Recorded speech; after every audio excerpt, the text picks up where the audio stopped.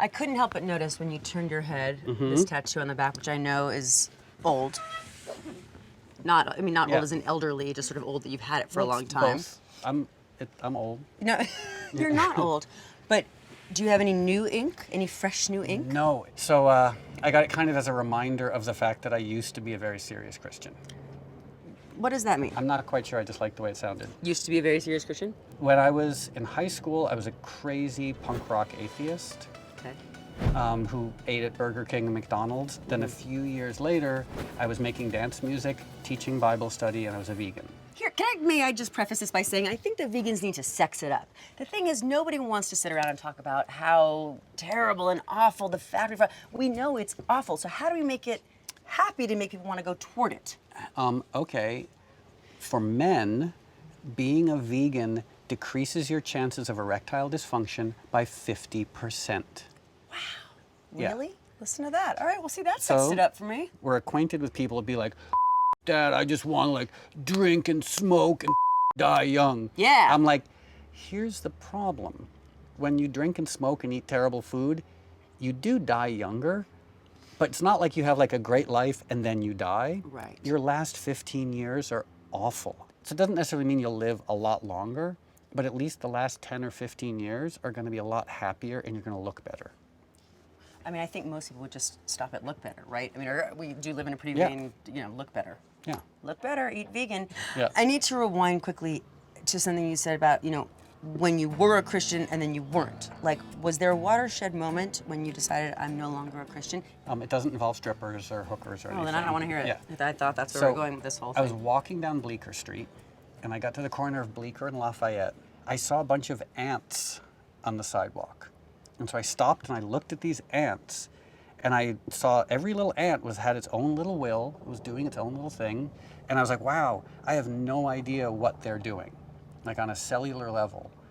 And then while I was down there, I looked at my fingernail, and I thought to myself, I don't even know how my fingernail grows. And then I thought to myself, if I don't know this basic fact about myself or about the world around me, how can I make grand pronouncements about the universe? Yeah. How can I say that's the right God, or that's the wrong God, or that's the right belief? Like, as I've aged, I've come to become really wary of people who treat religion like sports teams. Meaning like someone who's like, go Denver Broncos, go Christians. I love the teachings of Christ, but I don't identify as an exclusive Christian. Like, I also like Taoism and Buddhism and quantum physics and paganism and so you just want to date Christianity and all these other religions. I want to be pals with it. I want to go to the religious food court and occasionally go to Christianity. Mm-hmm. So the last time we saw each other on a set of steps was 3-4 years ago? Mm-hmm. What have you been up to? Not much. I mean, I've done things like I put out a couple of records. You still enjoying that? Here's the thing. It's kind of emancipating because no one buys records anymore.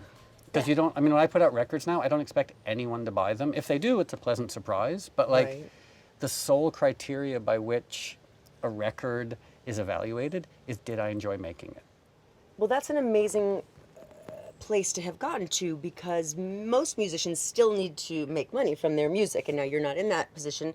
What are your words of wisdom to people who still do need to sell records or songs or singles or any iTunes thing? Learn how to do everything. Like, that's my advice to musicians. Like, in the olden days, like, you could be a bass player and have a career. And now a musician needs to be able to, like, DJ, play live, write songs, make albums, do remixes, do film scores, et cetera, et cetera. Like, when you know how to do all those things, it increases the chance that you'll have a career. Another thing I know you've undertaken since we last spoken was you've downsized a bit. You've downsized your home. You want to simplify what you're up to. Are you a happier Moby now? Oh, yeah. Really? Well, I had to, because I grew up very, very poor. Okay. My mom and I were on food stamps and welfare till I was about 18. Okay. And then when I started having a degree of success, I overcompensated. Kind of like Jay Gatsby minus Jay Gatsby's money. Daisy. I had a 5-level apartment on Central Park West and 90th. I had a 60-acre estate upstate.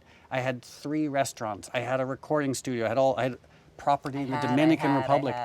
And I was like, look at all this stuff, and it's so annoying. And you just realize after a while, like, it doesn't improve the quality of your life. Like, what improves the quality of your life is like, and I'm gonna sound like such a sad hippie, but like, be healthy, have good friends, hike, go out in nature, do work that you love. These are the things that actually do make people happy.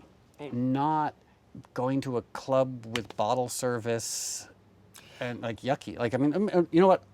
Okay, if that does make someone happy, God bless. All I know is I tried it for a long time, and for me, it didn't work. So, people, whatever you're doing, stop doing it and do what he's doing, because then you'll laugh more. Yep, shave your head and get old. Amen. That's the key to happiness. Shave your head and Yeah. get old. That could be the name of your next record.